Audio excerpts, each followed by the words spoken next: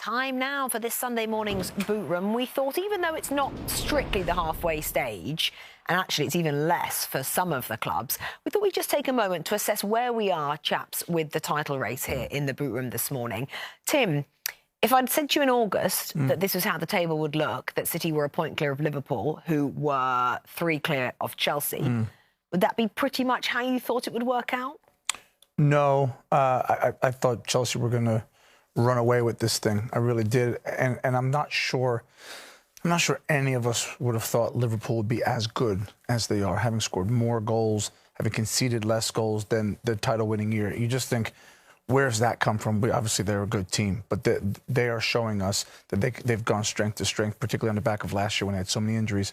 And then City are this world-beating, dominant team that you just think they stroll around. They're not even exciting, and somehow they continue to get these points. So Chelsea, for me, is the one surprise, because leading into maybe the last 2 months, I thought Thomas Tuchel could do no wrong. I thought his team could do no wrong. They were absolutely sensational. And we're just starting to see a few cracks at the moment. Surprised? Yeah, first surprise that we're not talking about 4. You buy Varane, you buy Ronaldo, you buy Sancho, you finish second in the Premier League. I thought Manchester United would be part of the conversation. Even with Solskjaer? Yeah, even with Solskjaer, because I think there's enough talent in that squad to be top 4.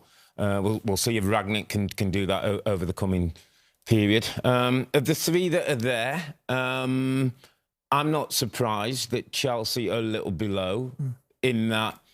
If you look at the football that Liverpool and Man City have played over the last 3 or 4 years, they've been the dominant teams. They've set new standards for Premier League. City with their possession and the way they play and not playing with the striker. Liverpool just with the amount of goals they can do. And this guy, Mo Salah, who is just incredible.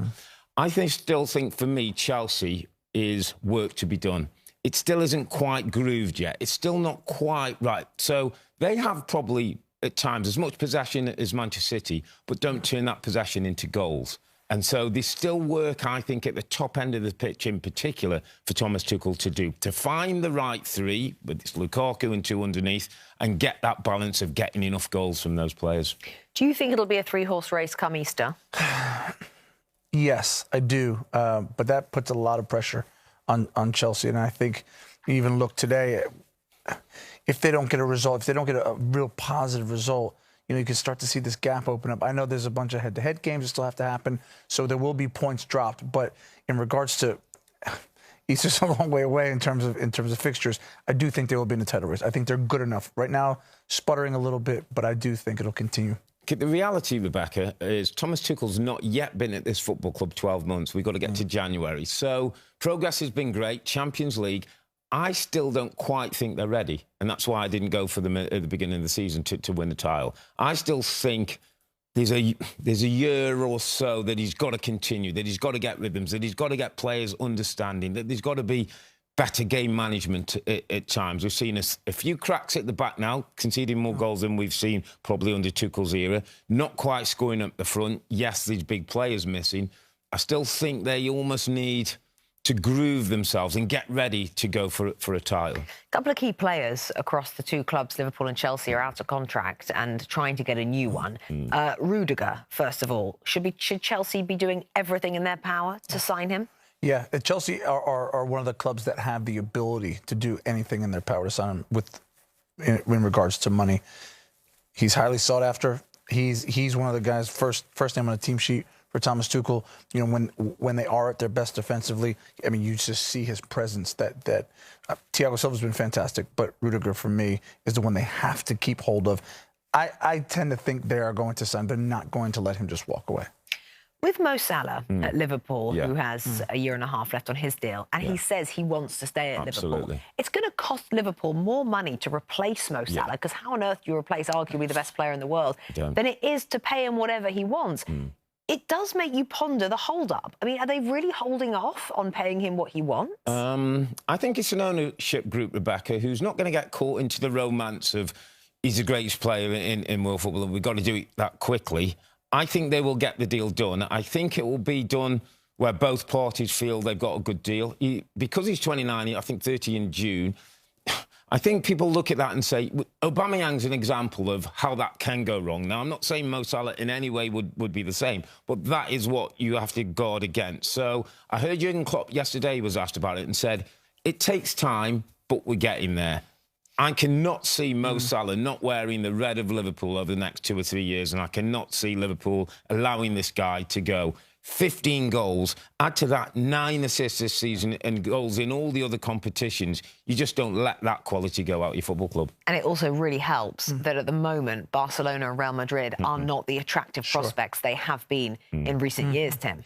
Well, I was actually just going to say to you there, Robbie, you can't even picture a scenario, really, of Mo Salah leaving the club or Liverpool allowing him to leave the club. There's too many goals there. He's shown that his form doesn't dip. He goes from strength to strength. In fact, Rebecca, you've asked the question to me, but also to the Robbies, is he the best player in world football? Is he the best? And I hemmed and hawed a little bit, but I tell you what, he blows me away every time I see him because there's goals there every single time he touches the ball. I mean, that contract will get signed, and I do trust what Jurgen Klopp is saying. Let's go back to the title race for a second. Last season, all the talk was City wanted to win the Champions League. They ended up winning the Premier League. Are we in the same position this year? Do you think that the Champions League once again is Pep's priority? No, I think the title, Rebecca, I always think your domestic title is over 38 games in England. Winning that trophy is important. And let's not forget with Pep, he wanted Harry Kane, didn't get him. False 9, I don't think they can do it. Everyone said, well, Lukaku's in at Chelsea and Liverpool have Mo Salah. City aren't going to get enough goals. They just put 7 pass leads. And the other thing with Pep and Manchester City, Bex, is that if I look at his squad right now, they're probably what I would call the freshest group. He's managed minutes better than any other manager.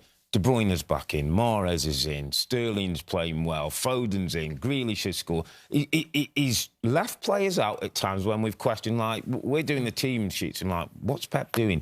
Manage minutes better than anyone else. And last season, this time, they won a 21-game unbeaten run. They're in good form again this time around. Do they feel to you like they can go a step further than last season and win the Champions League? Yeah, because again, with this group of players, as you mentioned with Chelsea, you need this time to fail. This team has failed in the Champions League. They have the ability now and experience to go do it. Just play a centre midfield player in centre midfield and you win the title. Let's not reopen that for the City fans out there. Chelsea fans, though, would be delighted. That was this morning's Boot Room. Hi there, I'm Rebecca Lowe, studio host for NBC's coverage of the Premier League. Don't forget to hit subscribe to watch highlights all season long and be sure to tune in for Premier League mornings every weekend at 7 a.m. Eastern. And for even more content, head over to Peacock, where we've got live games, original series and a dedicated round-the-clock Premier League channel featuring studio shows, classic matches and much more.